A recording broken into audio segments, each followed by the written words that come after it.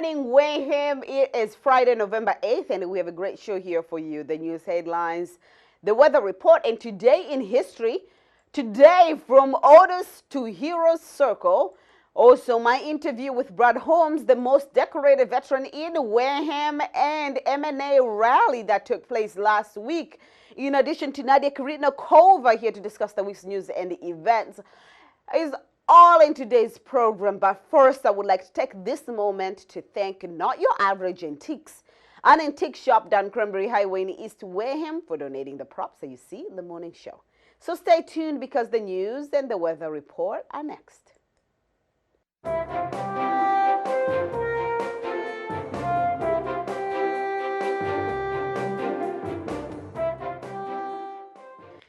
The victim of a stabbing was found on Main Street near Center Street after the accident at 4:55 a.m. on Wednesday morning.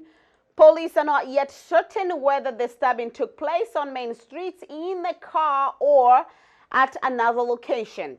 The victim was a male who Acting Chief John Welseck said was transported to the hospital with a trauma center by mid-flight. The victim's condition is unknown. Welseck also clarified that the victim was not an officer, as in responding to the rumors. Also, the Friends of Wareham Free Library are looking for donations to support Wareham Children's membership in Dolly Patron's Imagination Library. The Imagination Library is a free program open to Wareham residents from birth to age 5. Each month, a child gets a book through mail. The books are provided free of charge, so the friends only need to raise $25 per child per year to cover the cost of shipping. The program works to foster a love of reading in children and also help prepare them for kindergarten. To donate to the program, mail a check to P.O. Box 735, Wareham, Massachusetts 02571. Checks should be made out to Friends of Wareham Free Library with Imagination Library in the memo line. To sign up a child, fill out the form available at the front desk at the main library in Spinney Library Branch that is located in Onset. Please note that children will not receive their first book for 8 to 10 weeks. And that's all for this morning news headlines. Now we are going to take a look at our weather forecast.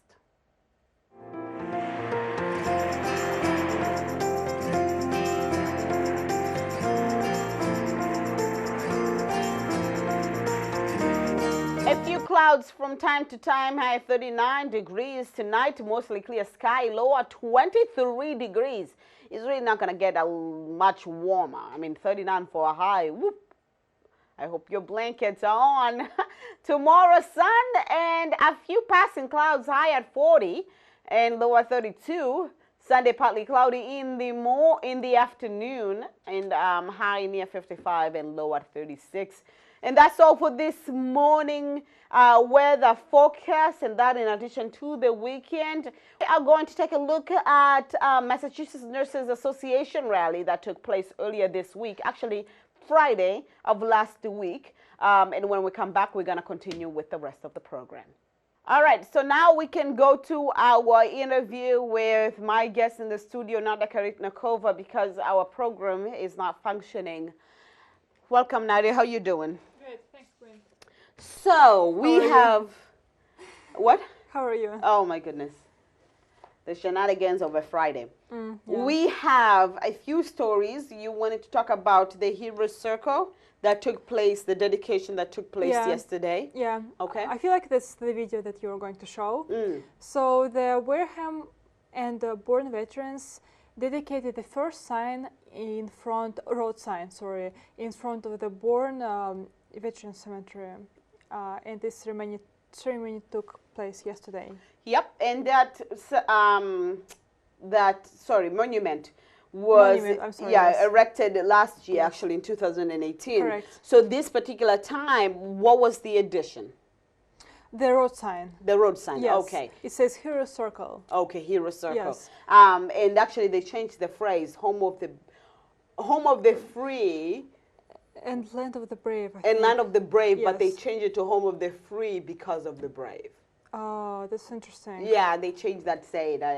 They pointed out to me. I'm one of those people who those tiny little details would miss me.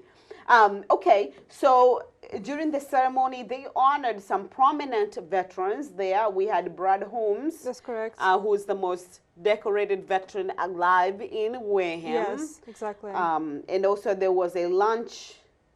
Well, lunch was provided. I was there. Unless you are going with somebody, you will get lost. So many checkpoints. It's so secured. Oh, really? Not even a GPS address to this place. I mean, it was just like. Well, there is now. There's a Hero Circle now. Road sign. No, but I'm saying going into the compound, into the military compound. That was some GI Joe stuff. But I wanted to tie this up to the Monday's Veterans Day, Okay. which is going to, as already said, will take place on Monday, starting at 11 a.m. Okay. on 5 Gibbs Ballpark. What is going to be taking place? Where? No, what will be taking place? The ceremony, there's going to be, I'm not sure actually, I need to find out. Will they be putting flags on cemeteries? Yes, I think they will. I think it's very similar to the Remembering the Veterans that took place, I believe, in a few months ago. Okay. I think it was in March. All right. Yes. Okay, and also you wanted to address the stabbing. Yes, so as you said earlier, 2 stabbings, it's crazy, happened in Wareham, which is insane, I think. So one on Main Street, right on Main Street, stabbing on Main Street, is like crazy. And the interesting thing is that the stabbing is still a huge mystery, because we don't know, and police doesn't know, whether the victim was dragged out of the car and then stabbed, or he was stabbed while being in the car. Because the whole accident started with one car, the victim's car, being collided with a car who stabbed him afterwards. Oh, okay, so there was a collision. There was a car collision at 5 a.m. right? At 5 a.m. in which both people came out, and one ended up being a stabbing victim and another one a fugitive. Yes, exactly. Okay. And but what they're saying, if the person was stabbed elsewhere and then ended up on Main Street, then how will that explain the collision? No, the collision happened on Main Street. Okay. Then, arguably, apparently, people came out of the vehicles and the argument started, which led into stabbing. Okay. Yes, and the afterwards the car took away. So they have not found the other gentleman? No, but the car is blue in its GMC model, which I heard on the scanner yesterday. Why are you so excited? No, now you have to watch out for blue GMC cars. I didn't catch the license plates. Okay. But it's a blue car.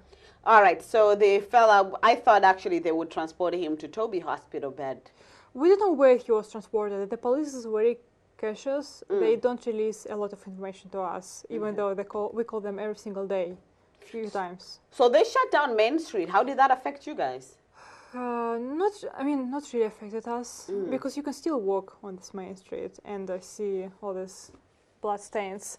But what I found very interesting is that so the stabbing happened around 219 Main Street, but for some reason the police later blocked out the road near the CVS, which apparently was all related to the same incident, but it was too far away to be relatable. So this part I don't really understand. Because this part of the street was also being cleaned up. There was crime cleaners. All right, well, they say further details are still pending. Hopefully we will get the full picture. And we still know nothing about the Onsen stabbing. Okay. Yeah. All right, so what other news event you wanted to cover? Today? Yes. Okay, so today there's going to be a super fun event. The Ben Franklin impersonator will be coming to town. He's very famous. The event will take place from 7 to 8 p.m. at Wareham High School, and the biggest fans of Ben Franklin will be able to to buy raffle tickets for a chance to win a dinner with Ben Franklin for tomorrow night. And Yeah, ask him and more those dinners questions. are like $100.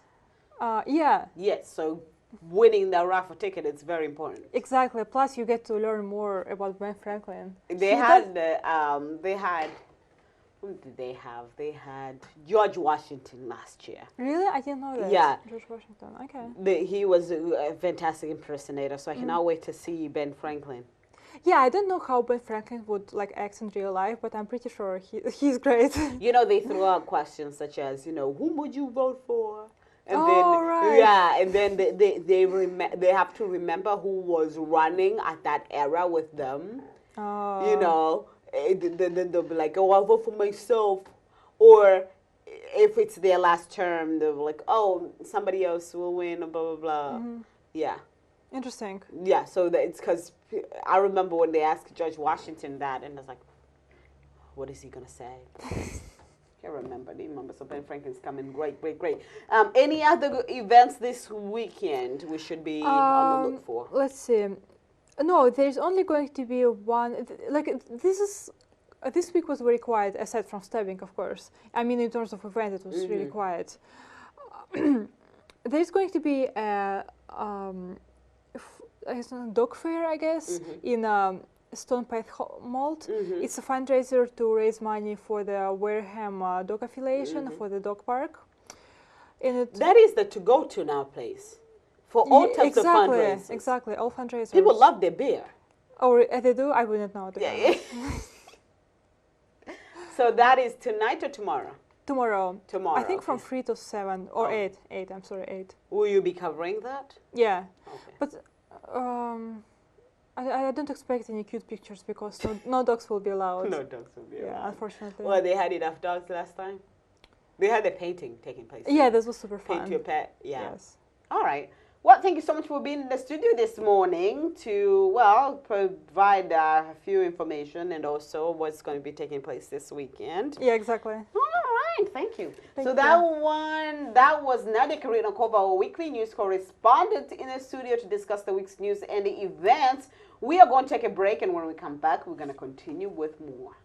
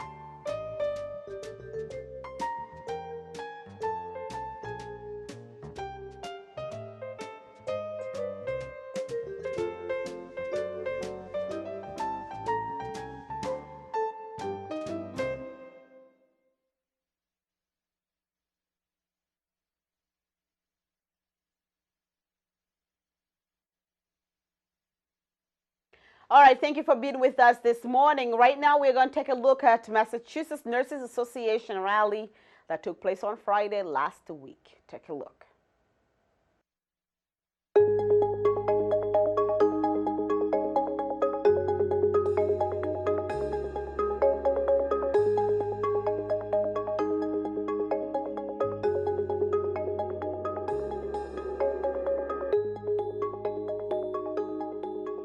My name is Tasha Cordero. I'm a mother who birthed both babies at Toby. I'm a teacher who cares about children and the outcomes in their lives. And I organized this with my sister, Andrea Fonseca, who's behind me, who is also a mother who had her children at Toby and is a nurse. She happened to also have her second child at St. Luke's. She might want to speak on that after. But first, thank you for coming, because people need to see, we need to keep making this visible, that it's happening or it might happen, and unless we make it obvious that it's a problem for this community, then no one will ever think about it twice. So thank you. I know Karen Coughlin is here. She's on the executive board from the MNA. I don't know if she'd like to say a few words as we start this rally, if there's anything you want us to really keep in mind or think of as we do this work. So I just want to let you know that the Massachusetts Nurses Association, the entire board of directors, this is something that is near and dear to us. Over the last several years, we have seen an erosion of services within our community hospitals and actually some of our inner city hospitals. Time and again, we are seeing large corporations. People need to stop referring to them as their hospitals, because they're not. They are not places of caring and compassion.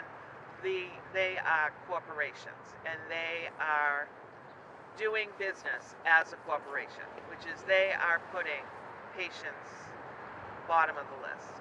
It is profits before patients for them, and nurses, as we all know, are on the exact opposite side.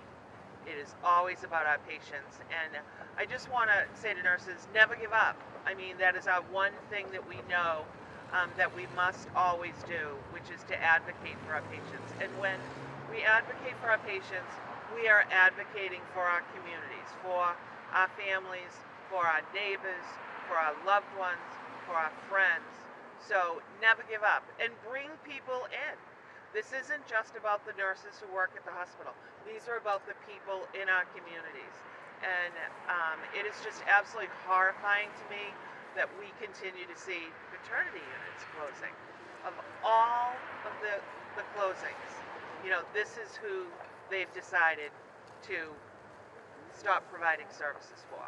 A community hospital really should just be that. They serve the needs of the community from cradle to grave. That's what community hospitals should be about, and I think we just need to keep on fighting for that and bringing it to the attention of the public. And I really want to thank the nurses at Toby for really coming together and fighting for this and bringing it to the people that not only go to Toby Hospital, but to at large, to make it known that nurses aren't going to stand for this. We are going to not be silent. Not that we ever really were, but we're going to continue to fight. And thank you so much for, gathering this, putting this together, because it really is something that we all do need to stand up for. If we don't stand up, if we're silent, that means we're complicit. And as nurses and advocates for our patients, we will never be complicit. I'm so glad you brought up that they do function like corporations, because money is behind a decision like this. It always is. And that was behind the decision in Taunton, which many of us know had ripple effects through that community. I know my sister, who helped organize this event, just came upon some data the other day when we were trying to understand, why does the hospital put so much behind the closing of small community centers like this, and the belief that just expanding bigger ones is better. So she kind of researched the money a little bit. Do you want to share with everybody what you discovered? Hello, my name's Andrea Fonseca. This is my sister, as she said. Just to give you a little background about myself, I am a nurse. I actually work at Brigham and Women's. I live in New Bedford, so born and raised in this area. We have good ties to Wareham, familial ties. I had my first daughter at Toby.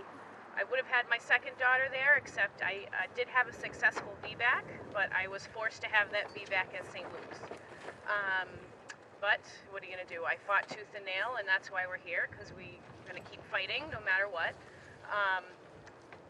preparing for this, and it's too windy to put it out, but I have lots of info, statistical info that I printed out. Something that really struck a chord with me throughout this is, the fact, and this is countrywide, this is not just here in Massachusetts or here in Wareham, all over this country, the reimbursement rates for maternity care is so low. The reimbursement rate for vaginal delivery is about half of what it costs a hospital. So I know there are real financial issues on the hospital side. I agree community hospitals, no matter what, need to service their community. But why is it that this country doesn't value women's health? Why is the reimbursement rate so low? I really think that if we're really going to change this, this is a ripple effect going on everywhere, especially in the rural part of this country. It's awful. But until we really get the people with money and power to value women's health care, to value women, this is going to keep happening no matter where it is. And I'm not sure what we can do about that. I think this is a place to start. This is one little piece of this puzzle. But this is a huge puzzle. And the puzzle is going to keep being dismantled if we don't stand up for ourselves as women and get other people to value us as women. That was the biggest thing that I really discovered during all this. And I will note again, Keith Oven, our CEO of South Coast, still brings home, well, this year was 2.7. Woohoo! 2.7 million. And so, if hospitals are supposed to provide care, are supposed to be, or are legally, stated as nonprofits, how do you make that much money working for a network that's not large, that's vested in this community? That is not right. And so I'm going to encourage everybody later. I brought papers for us to write to Keith Hoven, why we think Toby should be saved, why he needs to be a true leader, a true supporter like he was for his wife when she delivered at Toby, and he should be trying to promote the continued, improvement of the care that you can get at St. Luke's in an effort to make it like Toby instead of get rid of Toby. I think I'd like to deliver those to him later. If we all fill them out, I'll go right to his office in Fairhaven. I have that address, and I'm willing to do that. We need to make him a little uncomfortable, because I think it's uncomfortable for us to think of the effects this is going to have.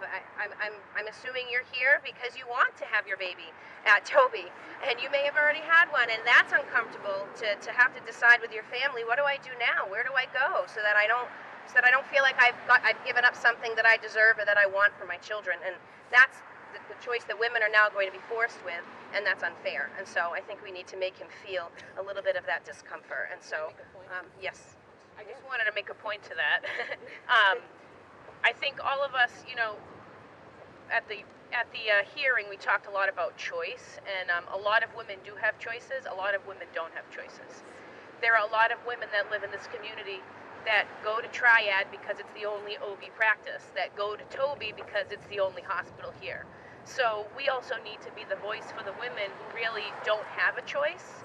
And so when the choice, or not even the choice, when their only option is taken away, what do? They are really stuck in a place where they don't have any choice. They don't have a choice. The choice has been made for them. And I think that also is a huge disservice to our community. And our children. That has ripple effects. So Lisa, I don't know if you wanted to speak at all. Lisa really helped us. We are kind of new to organizing something like this, so Lisa really helped us do so. I don't know if you want to also speak on what we'll do next as a group with our signs or visibly. So I really encourage folks to fill out the letters to the CEO of South Coast, as well as we have some online petitions. We're expecting the DPH decision as to whether or not Toby maternity is an essential service within the next couple of days. And as soon as we get that, again, we expect it's going to come out that it's an essential service, but once it comes out, we'll definitely be sharing that with the community. And we're also working on planning a candlelight vigil. So any ideas that you have, really where it comes down to is, as you know, the DPH can make the decision that it's an essential service, but there's no teeth in the regulations to force South Coast to keep it open. So really the pressure is on South Coast to keep it open, and we definitely need this in this area. Toby is a shining star when it comes to all of the outcomes all of the outcomes. And given what happened in Taunton's Morton Hospital and the impact and the ripple effects that's happening within that community, we just cannot afford to have any maternity unit closed, let alone a shining star like Toby. So keep up the great work. I mean, I'm so proud of the patients, I'm so proud of the moms and the nurses for really standing up for their community. All right, we brought coffee, so if you want to get coffee, stand on the sidewalk with us and make sure the people that drive by see our message, and then they can talk about it. We'll keep this moving forward, so thank you everybody for coming. Thank you. Thank you guys for doing this.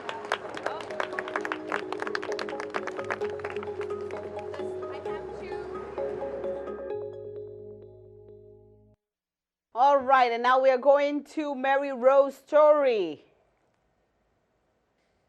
At 349 Onset Avenue is the home of Onset's oldest resident, Mary Rose, who just turned 105 years old. I remember my father's store. It was this area, right? Yes.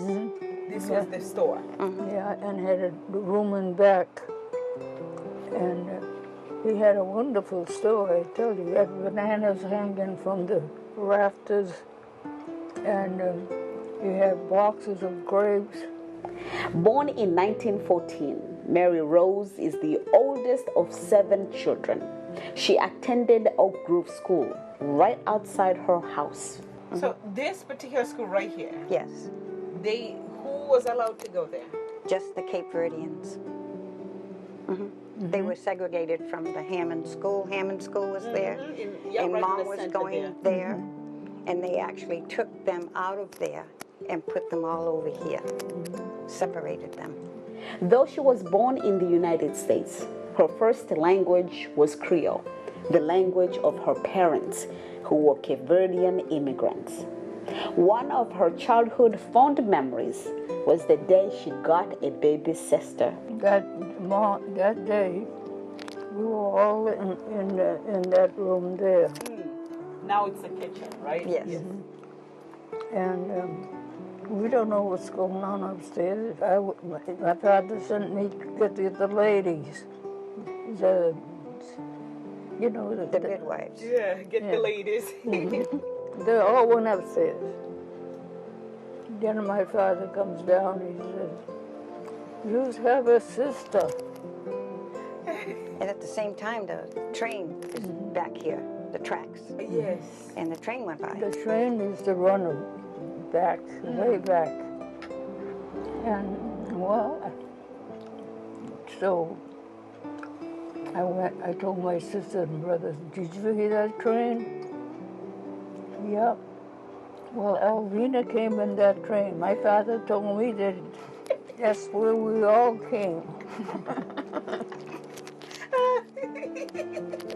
Then I go to school and I told them. You told them Avina came from the train. The boys are smart. They know everything, I guess. They told me, Alvina didn't come on any train. And they left it at that. I left it at that. She also recalls tough moments in history, such as segregation, war, and the Great Depression. 1929, there was The Depression. The crash my father in the government. closed the store. That depression was bad. You see people walking in the road looking for money. Nobody had work. There was a factory in East Wareham, closed down. My godfather used to work on it. What did they have in that factory? Was that Cotton. cotton? There was a Cotton cotton factory in company. Wareham. That was pretty interesting. Yeah, down south. Her family, like many other Cape Verdean families at that era, worked in the cranberry bogs. Everybody picked the cranberries, especially men. They bring the kids too. They brought us too to pick the berries, and we did a good job. I made $30. You know, that was good. And That's how I got that coat with the fur. She met her husband while picking cranberries. She also recalls the day his aunt came to her house to ask her parents for her hand in marriage. I don't know what my father was going to say. I went to bed. I knew they were coming. I went to bed. I stayed there. Yeah. What was it like growing up with your mother? Me? Yeah.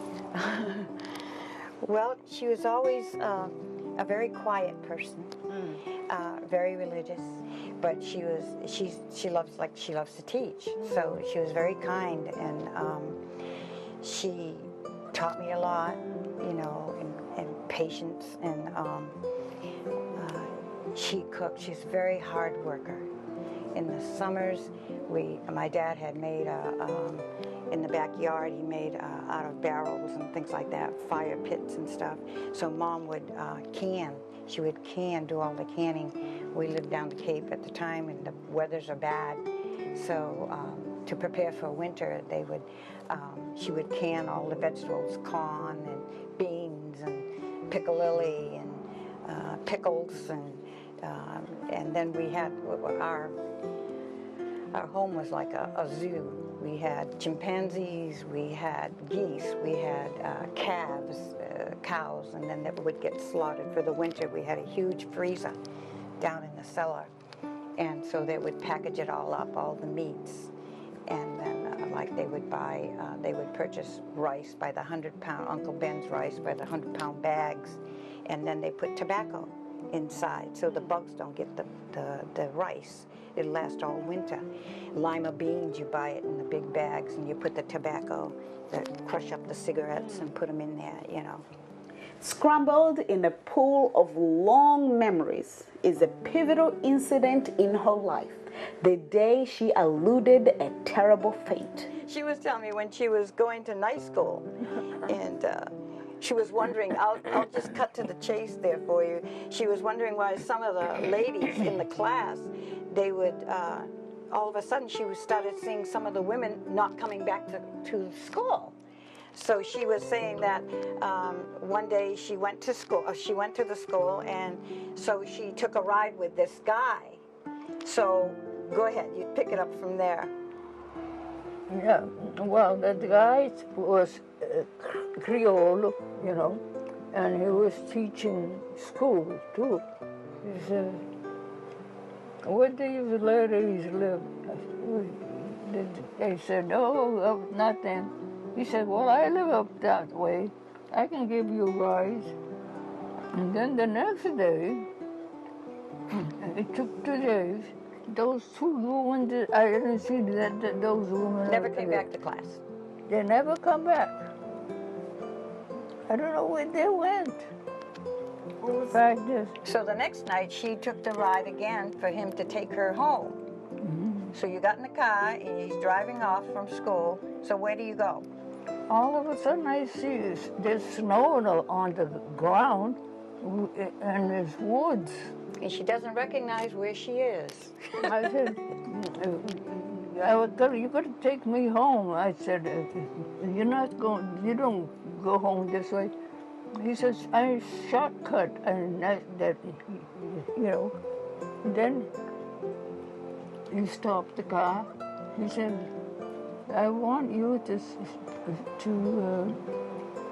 promise me that you go out with me." I said, "I'm not going out with nobody." I went to go church there. Open the door. He locked the door. She started saying the Hail Mary. Yeah. That time I was going to church all the time, you know.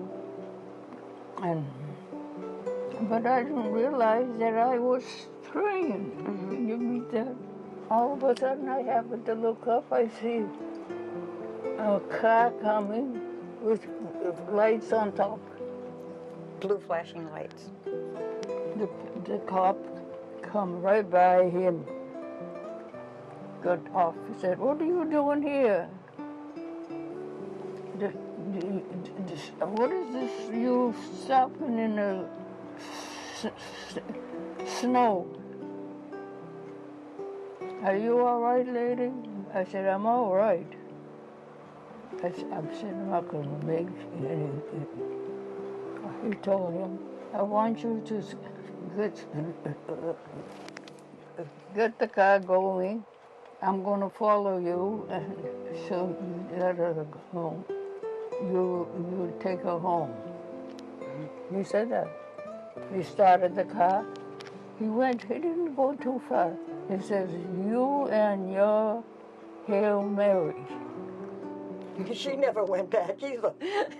I wanted She to quit the finish school. out my high school, but I should have reported him. That's what I should have done. When somebody asks you about your secret of making it to 104, almost 105, what do you say? Well, I didn't do it on purpose. I think that's amazing that God has allowed her to be able to enjoy the technology of today. And so it's fascinating. It's like when people are ill, and you're going to pull the plug, and then next week they have a cure. So it was like, wow, she can take advantage of this. So it's really, really something.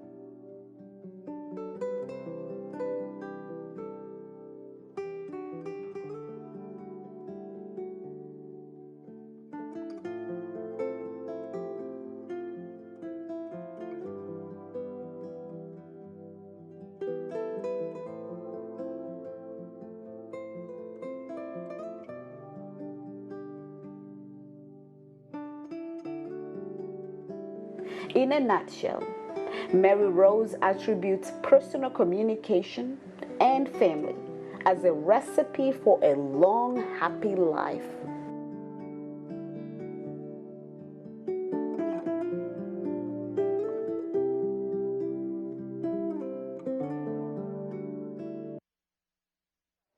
Today's cell phones are not only an extension of our arms, but a life tool.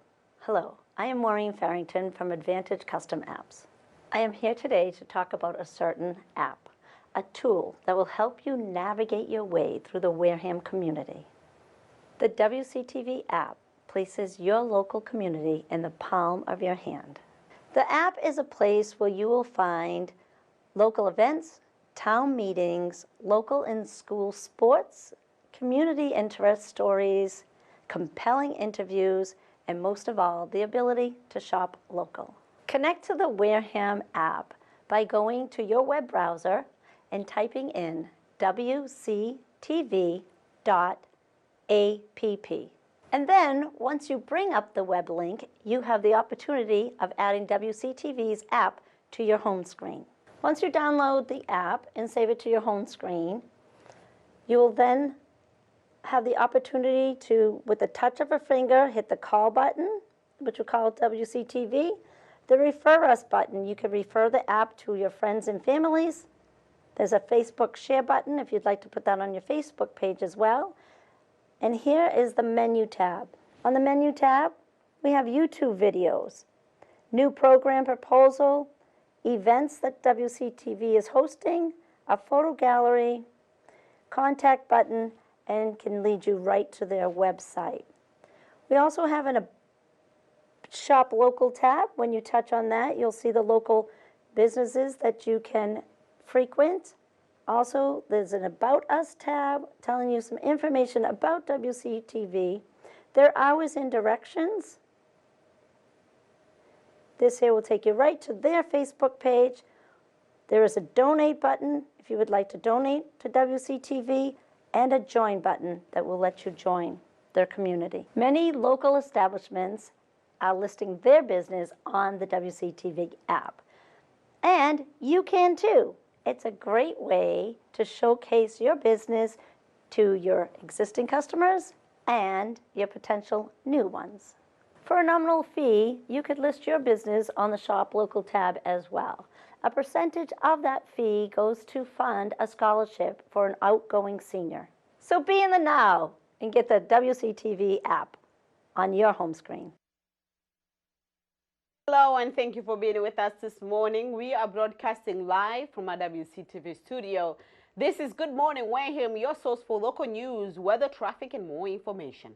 And now for a moment in history. Let's take a look at where we were today in history.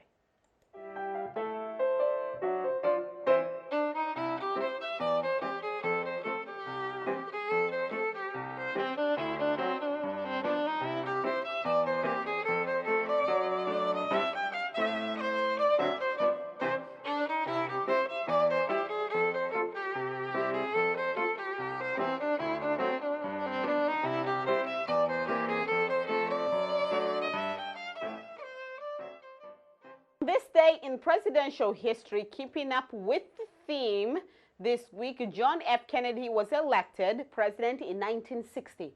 Born in Massachusetts, Kennedy was the 35th president of these United States and the first Catholic to become president.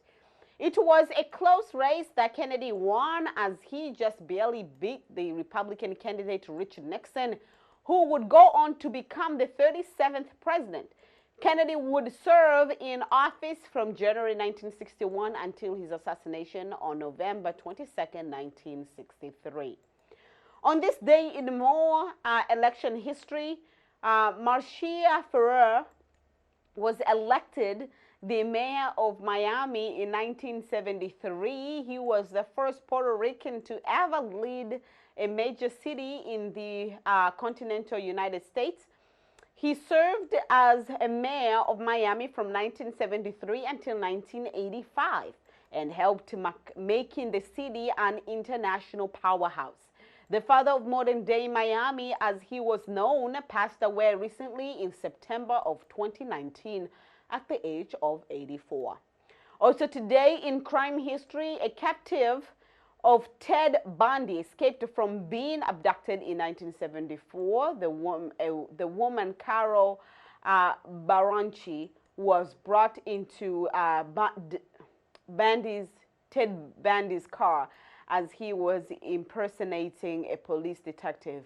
Bundy then handcuffed her and tried beating her with the crowbar, but she fought back and managed to escape. This would eventually lead to the seizure of Bundy, a notorious serial killer who confessed to killing 28 different women. In today's birthday shout-out goes to Arthur Bram Stoker, born in Dublin, Ireland in 1912. He is known for his iconic horror story Dracula, which he published in 1897. This is all for today in the history segment. To learn more cool historical facts, you can go online under history.com. Stay with us. The coffee segment is next, and we are going to take a look at our interview that I did on Wednesday with veteran Brad Holmes. Well, good morning, Wareham, and thank you so much for being here with us this morning. This is Good Morning Wareham, and we are broadcasting live from our WCTV studio in Wareham, 505 Main Street. Anyhow, this is the coffee segment. With me is Brad and John Holmes. Rick, and Rick Holmes. And Brad is our guest of honor this morning, and he is the most well-decorated veteran in Wareham. So we're going to hear his story and his time in the service. And this is all because next week we have Veterans Day, so it fits to have him with us this morning. So welcome, gentlemen. Thank you. Thank you. So let's start with you. Could you tell us about your service history? You are a World War II veteran, right? Yes, I am. All right. Yeah. Could you tell us what times were back then, how you got into the service? Well, when you get into the service, you get once you turn 18 years of age, you get a notice from Uncle Sam, and you have to report into Boston for physicals and go through the whole routine, and they give you a chance of, your choice, perhaps I should say, whether you want to go in the Navy or you want to go in the Army. Either you have the choice. But as it happened, my older brother at the time was already in the Army, and he was in the Signal Corps, and so I thought, I might as well go in the Army too. So that's the way that went. But at the time, I took probably 4 different men from Onset with me, and because at that time, certainly not at my age, I was not drinking any alcohol or anything like that, so they wanted a designated driver to take them up to Middleborough and get on the train and go to Boston. But as a start, that's how it is. But after you go through the physical, then you go to, like everybody else, go to Fort Devens, and you get started with your military life.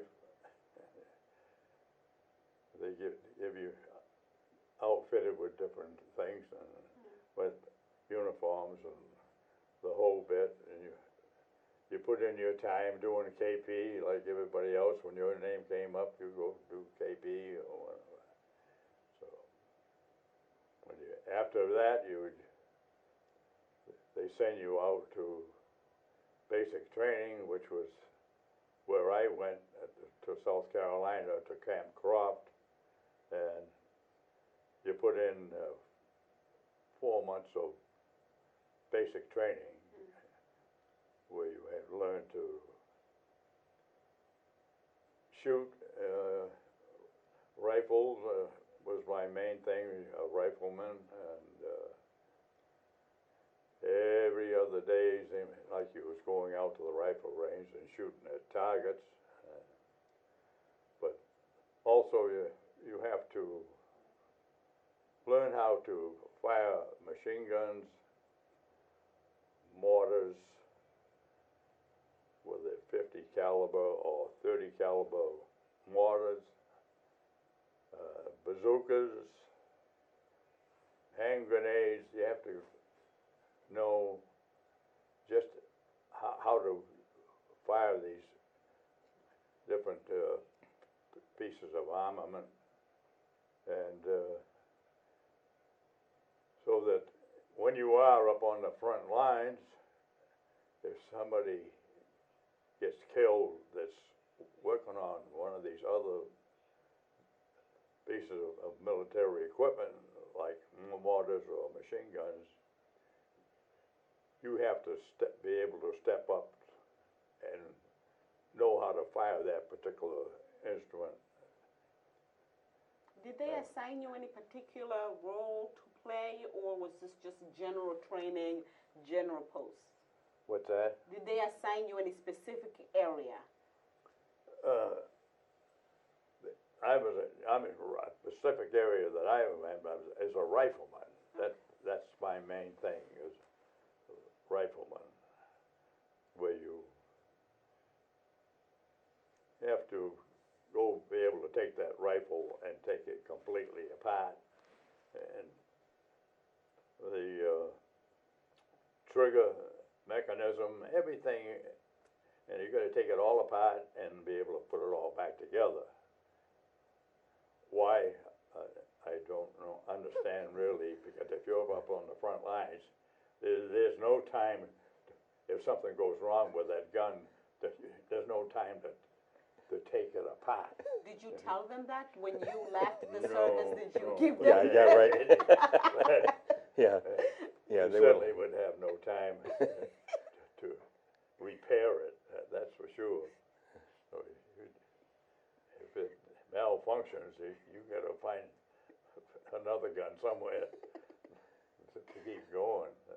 Now, But when you, as you got into the heat of the war, what are some of the things, you know, you are talking about if a gun breaks, there is no repairing. What are some other things that you found yourself doing and you had to think right in the moment? at the moment, well, like I say, you got to find something in the heat of battle, because certainly somebody's getting killed every other thing anyway, so you just take over their gun, and so you can keep going yourself. Because other than that, the man that just lost his life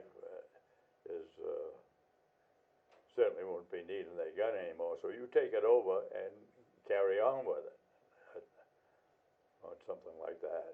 Did they train you how to deal with those instances where your fellow soldier, your brother, shot, died, but you still have to keep going? There isn't a time to process that emotion. Was that train given to you, or you had to train yourself to move on? No, you just do it automatically. I mean, I had first up when I get up on the front lines, it's a squad leader who was a staff sergeant. I mean, he got killed, so the buck sergeant he takes over his spot, and then they assign somebody else to fill in the buck sergeant's spot, you know, on the end of the squad. But which I'd end up doing after the buck sergeant that we had was moved up to take place of the staff sergeant after he got killed. But you just had automatically, you just go ahead and do it. What did you miss? Or what kept you going when you were there? Keep you going? Well, you got to keep going, because there's no dropping back, and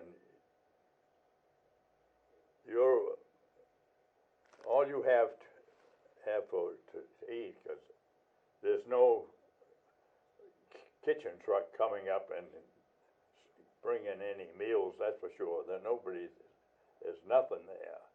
All you have to eat is K rations, which is can of beans, the C rations, and things of that sort, with the nutrition bars and things like that to carry in your backpack. But that's what you're going to live on. And right up until the time I was captured, that's all I had. At the time, I was just lucky enough to have a couple of nutrition bars in my pocket, because when the Germans, after you get captured, they're going to search you and take anything off of you that they possibly can that would be beneficial to them. When you were captured, your time there, and the day you were released, did you ever feel that you were going to return home? Yeah, hopefully I was going to get back home. I felt I was going to get back home, because I don't know, after you're a prisoner, they line you up 4 abreast, and you're on the dirt road. Of course, it's December, wet snow, but that's so each day they moving you toward a railroad head where there was boxcars and things of that sort, where they were going to put you in those boxcars. But in the meantime, you had 3-4 days that you go so far and they stop and you sleep by the side of the road at night in the wet snow and try to keep warm the best you can. But I know after 2 or 3 days of doing that, they always, of course, when they stop at night, they don't stop where there would be trees or any forest or anything like that. It's where it would be open ground so that they can keep tabs on you. So nobody's try to sneak off. I don't know where you're going to go, but so we would. I know at one time when we stopped, and I know the guys we hadn't had nothing to eat, but 3 days.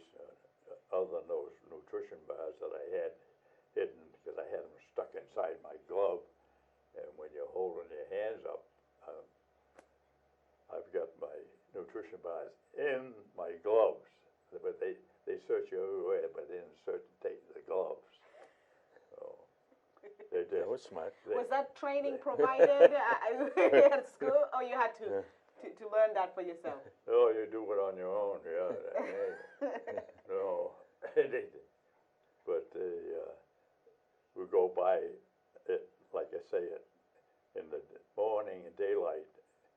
We're in this open ground. We're on an old dirt road, but there's big fields on each side. So some of the guys but you could see rutabagas sticking so much out of the ground and the snow and so forth. It's just like a turnip that you harvest. Turnips always late in the fall anyway, and the guys would run out there, but they take pot shots at you from running out there. They think you're going to run, but you just have to run out there and try to pull one of those rutabagas out of the ground and try to chew on that for something to eat. But that's the way that went until we reached a railhead where they had boxcars, and they put, I think I've said this before, that they put 60 men inside a boxcar and lock you up, and that's where you stay. You're packed in there like sardines. If you have to relieve yourself, all you can do is use your helmet for something to go in, because there's nothing there. I mean, you're just jammed in there. So that's where we stayed through not Thanksgiving, but through Christmas and New Year's. When you 10 days we stayed there, locked up in that boxcars. When you got home, what's the first thing you did? When I got home,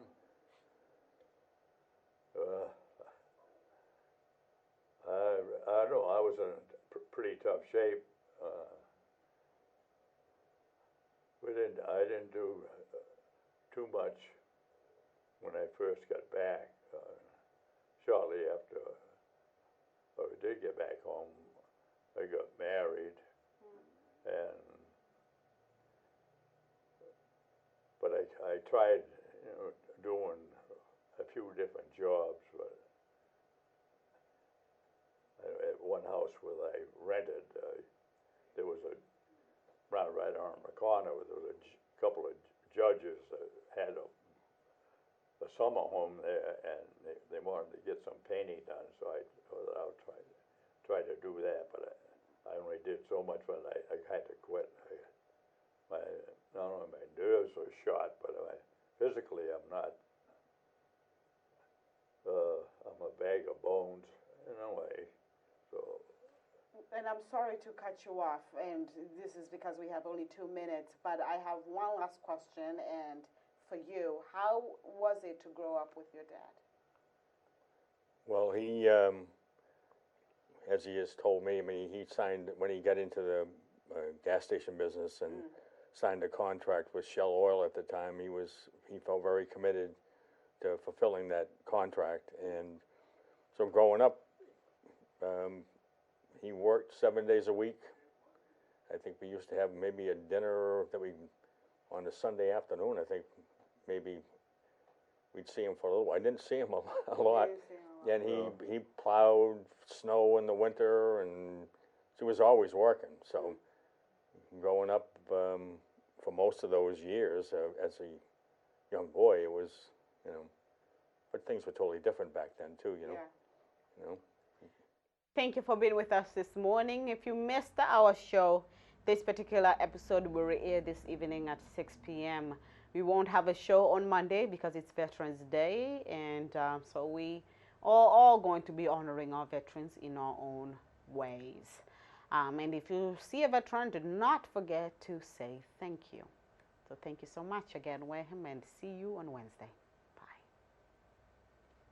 Bye.